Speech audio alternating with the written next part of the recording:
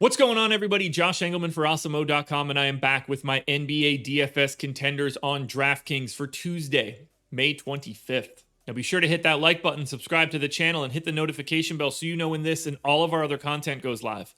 Follow me on Twitter at Josh Engleman. It's the only place you're going to get updates to these sim results as we get closer to lock. And finally, let me know in the comment section who is your favorite and least favorite of my contenders for today's slate. We are rounding out the bottom of my top 10 with Nick Batum, Evan Fournier, Kemba Walker, Mikal Bridges, and Marcus Smart on the outside looking in. Who will be my favorites? My top 5 plays for today? It's time to find out. First up at number 5, we're grabbing small forward eligible Kawhi Leonard. For some strange reason, he's 8,300, projected for 48. The goal's 50. He's in the optimal lineup 43% of the time. I got him in for 39 minutes at 1.24 fantasy points per minute. What is not to like here? 29% usage, 28 real points, 6.5 boards, almost 5 assists, over 2 stocks. He's Kawhi Leonard. I understand that he looks different in the regular season if he's playing 32 minutes. It's not happening here. Now, he should have multiple eligibilities. That's the only thing kind of slowing him down a little bit. But the fact that Kawhi Leonard is 8,300 as a 1.2 plus fantasy point per minute guy is fully wrong. Play him and play him a lot. But you also have to do the same thing for his teammate shooting guard Paul George. He's 8K, projected for 45. The goal's 49. He's in the optimal lineup 44% of the time. Everything that I just said about Kawhi Leonard is appropriate here for Paul George as well. He's too cheap for the role. 1.14 fantasy points per minute in 40 minutes. 30% usage, 26, 6.5, and 4.5 plus 2 stocks. I don't know what they're doing with these Clippers pricing. They're priced as if they're playing regular season games and going to play 33 minutes, and that's not the case. They're playing 5-6 minutes more than they normally do. We're talking about 8 or 9 additional fantasy points. This pricing is broken. You're going to see it rise by the end of the series. I'm quite sure of it. So get in now while you can. Play a ton of Kawhi, play a ton of Paul George, and honestly, I don't even mind playing them together. Now at number 3, we're going to the center spot. We're getting $6,100 DeAndre Ayton. He's projected for 35. The goal is 41, and he is in the optimal lineup 45% of the time. Center is kind of weird today. And the fact that Ayton, who's going to likely play 36 minutes at a fantasy point per minute, is only at 6,100 is a pretty nice value. 18% usage, 16 and 11 is the baseline projection. So he's right out of the gate, well north of a double-double. Plus, you still get the chance at an assist or two, potentially 2 stocks. Probably going to lean a little bit further to the block side.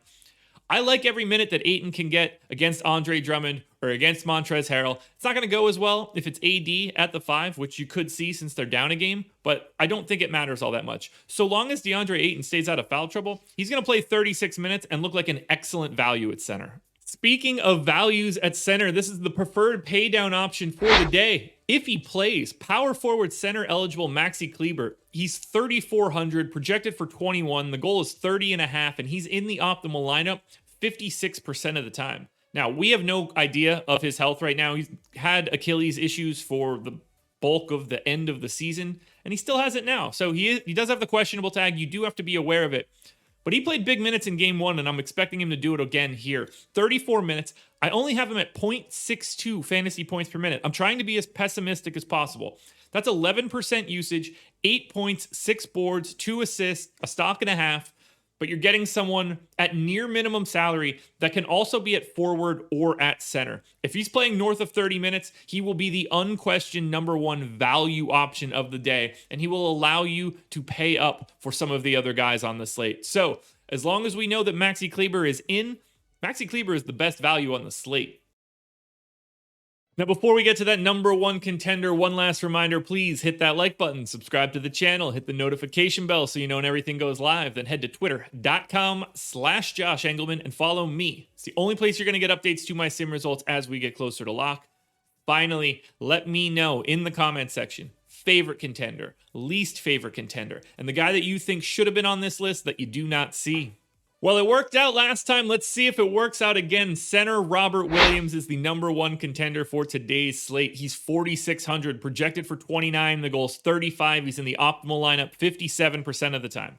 Now, I'm not expecting him to block 9 shots again or have 10 total stocks, That's a pretty big number. But that is why you roster Robert Williams. And the fact that he's still only just 4,600 is kind of crazy. I gave him 24 minutes, 1.2 fantasy points per minute, and you're going to get a little bit of everything here. 10 points and 8 boards. So we're pretty close to the double-double just in this 24 minutes. 2 assists, a steal, and 2.3 blocks. So we're projecting in 24 minutes 3.3 stocks. That's massive. So getting to 5 or 6 isn't crazy. There's not a lot of value out there, and finding guys that are such good per minute performers is kind of difficult to do. So on a day like today, when you can get to Robert Williams at just 4,600, you have to do it. And that is why Robert Williams, Time Lord, is the #1 contender for today's slate. Alrighty, folks, that will do it. Those are my NBA DFS contenders on DraftKings for Tuesday, May 25th. Process show is in the books. Go watch that. FanDuel version of this video is out here somewhere. And strategy show 10 a.m. with Laffy, where we break down all 3 games. No deeper dive, no live before lock for me tonight. So keep your eyes peeled to Twitter. Good luck tonight, everybody. And I will see you guys again tomorrow morning for another edition of the Contenders.